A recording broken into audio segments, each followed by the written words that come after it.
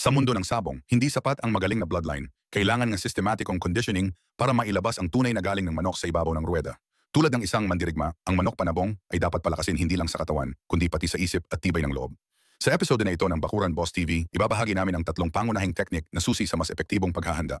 Una, rotation method. Pangalawa, core training. 3, sunbathing. Salamat at mag-subscribe. Natural conditioning rotation method.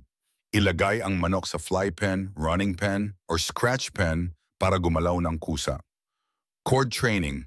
Pinapahintulutan ang manok na maglakad-lakad habang nakatali para sa muscle toning. Sunbathing. Mahalaga para sa bone development at overall health. Una, ang rotation method ay isa sa pinaka-epektibong paraan ng natural conditioning para sa manok panabong. Layunin nitong palakasin ang katawan, pagandahin ang reflexes, at paunlarin ang stamina ng manok sa paraang hindi masyadong stressful. Ito ay ginagawa sa pamamagitan ng paglipat-lipat ng manok sa iba't ibang uri ng pen o lugar kung saan siya ay kusang gagalaw. Mga lugar ng rotation, fly pen, maluwag na kulungan kung saan pwedeng lumipad ang manok. Nakakatulong ito sa pagpapalakas ng pakpak at balikat. Running pen, mahabang kulungan na may sapat na espasyo para tumakbo ang manok. Pampalakas ng binti at cardio. Scratch pen, may lupa o buhangin kung saan pwedeng kumahig ang manok. Nakakatulong sa muscle development at mental stimulation. Manok ay nakatali sa lubid at may limitadong galaw, pero sapat para maglakad-lakad at mag-flap ng wings. Paano isinasagawa ang rotation? Araw-araw o alternate days ang rotation? Depende sa kondisyon ng manok. Maagang umaga ang ideal na oras para sa rotation, 4 to 7 a.m. upang maiwasan ang sobrang init. Mga benepisyo ng rotation method. Muscle toning. Dahil sa natural na galaw, lumalakas ang mga pangunahing muscle groups. Mental conditioning. Nakakatulong sa alertness at confidence ng manok. Stress-free training. Hindi pilit ang galaw, kaya mas kaunti ang risk ng injury. Feather quality, mas gumaganda ang balahibo dahil sa sun exposure at active movement. Appetite boost, mas malakas kumain ang manok pagkatapos ng rotation, mahalaga sa nutrition. Mga dapat tandaan, huwag susobrahan ang rotation, kapag napagod ang manok, maaaring bumaba ang performance. I-monitor ang timbang at energy level ng manok araw-araw. Iwasan ang rotation kapag masama ang panahon o may signs ng sakit ang manok. Pangalawa, core training, malalim na paliwanag para sa manok panabong. Ang core training ay isa sa pinaka-basic pero epektibong paraan ng natural conditioning para sa manok panabong. Ginagawa ito sa pamamagitan ng pagtali ng manok sa isang lubid o tali, cord, na may sapat na haba upang makagalaw, makalakad at makapag-flap ng wings nang hindi nakakatakas. Bagamat simple, ito ay may malalim na epekto sa muscle development, mental focus, at overall stamina ng manok. Paano ginagawa ang cord training? Tali.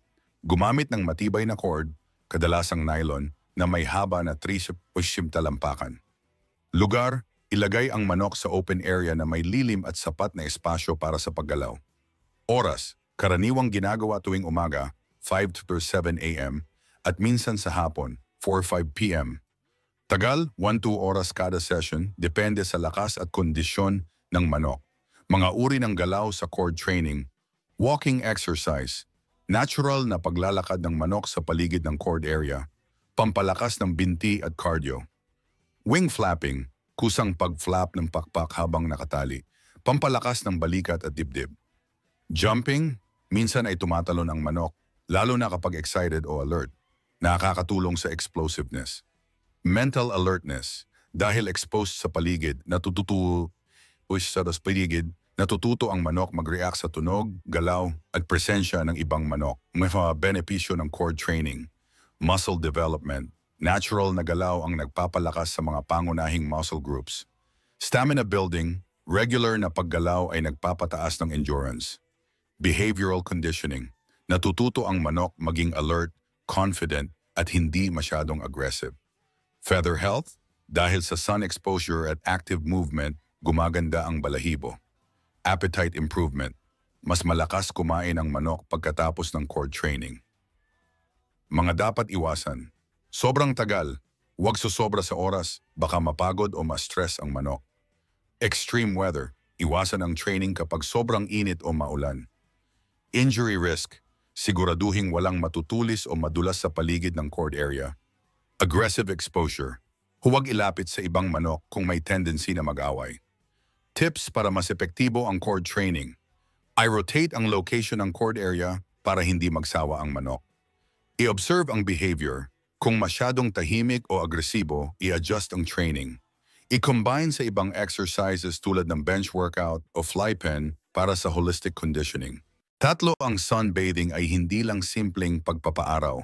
Ito ay isang mahalagang bahagi ng natural conditioning ng manok panabong. Isa itong holistic na paraan para mapabuti ang bone development, feather quality, immune system, at mental alertness ng manok. Sa tamang oras at tagal, ang sunbathing ay nagbibigay ng lakas at sigla na hindi kayang ibigay ng vitamins lamang. Paano isinasagawa ang sunbathing oras? Pinakamainam tuwing maagang umaga, 6-8 a.m., kung saan ang araw ay hindi pa masyadong matindi. Tagal 15 to 30 minuto kada session, depende sa init ng panahon at kondisyon ng manok. Lugar, dapat may shade option kung sakaling uminit ng sobra. Pwede sa cord area, fly pen o open scratch pen. Pagkatapos, bigyan ng tubig at pahinga ang manok para maiwasan ang dehydration. Mga benepisyo ng sunbathing. Vitamin D. Activation, tumutulong sa calcium absorption para sa mas matibay na buto. Feather health, gumaganda ang balahibo, nagiging makintab at mas buo. Parasite control, nakakatulong sa pagpatay ng external parasites tulad ng mites at lice.